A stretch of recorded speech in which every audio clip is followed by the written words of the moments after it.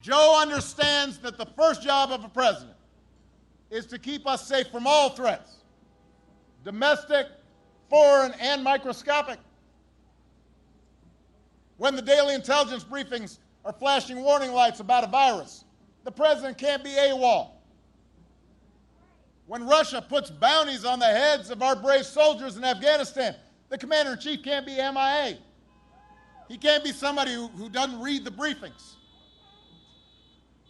Joe Biden would never call the men and women of our military suckers and losers.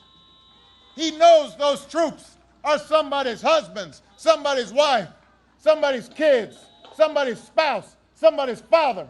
And when a hurricane devastates Puerto Rico, a president's supposed to help it rebuild, not toss paper towels, withhold billions of dollars in aid until just before an election. We've got a president who actually suggested selling Puerto Rico.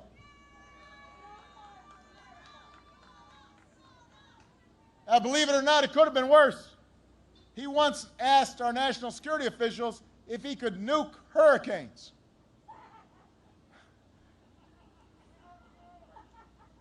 I mean, at least he didn't do that. A nuclear hurricane seems like it would have been bad. I mean, it'd be funny if it wasn't. Look, some of the rhetoric you're hearing down here in South Florida, it's just made up. It's just nonsense. Listening to the Republicans, you think Joe was more communist than the Castros. Don't fall for that garbage. Don't fall for that okey doke. Joe Biden is not a socialist. He was a senator from Delaware. He was my vice president. I think folks would know if he was a secret socialist by now.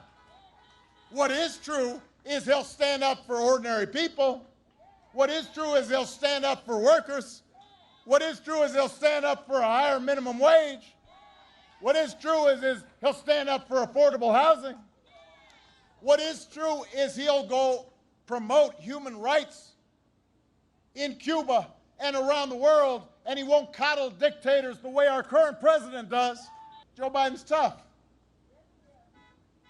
You know, something that you can't really say about this president, he likes to act tough and talk tough.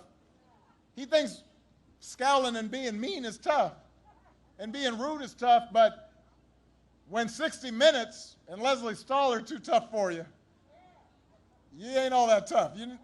If you got to walk out of a 60 Minutes interview, then you're never going to stand up to a dictator.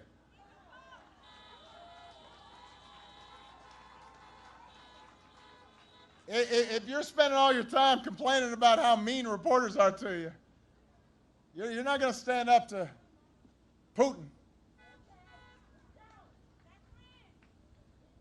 Joe Biden will restore our battered standing in the world because he knows that our true strength comes from setting an example that the world wants to follow. A nation that stands with democracy, not dictators.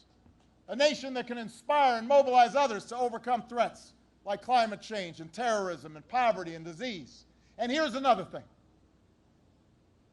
With Joe and Kamala at the helm, you won't have to think about them every single day. There might be a whole day where they don't be on TV. There might be a whole day where they don't tweet some craziness. You won't have to argue about them every day. It won't be so exhausting. Just having a normal president. You'll be able to go about your lives knowing that the president's not going to suggest injecting bleach or retweet conspiracy theories about secret cabals running the world, or claiming that, or retweeting that the claim that Navy SEALs didn't actually kill bin Laden. We're not going to have a president that goes out of his way to insult anybody who he doesn't think is nice enough to him. We won't have a president who threatens people with jail for just criticizing him. That's not normal behavior, Florida. You wouldn't tolerate it from a coworker. You wouldn't tolerate it from a high school principal. You wouldn't tolerate it from a coach. You wouldn't tolerate it from a family member. Florida man wouldn't even do this stuff. Why are we accepting it from the President of the United States? It's not normal behavior.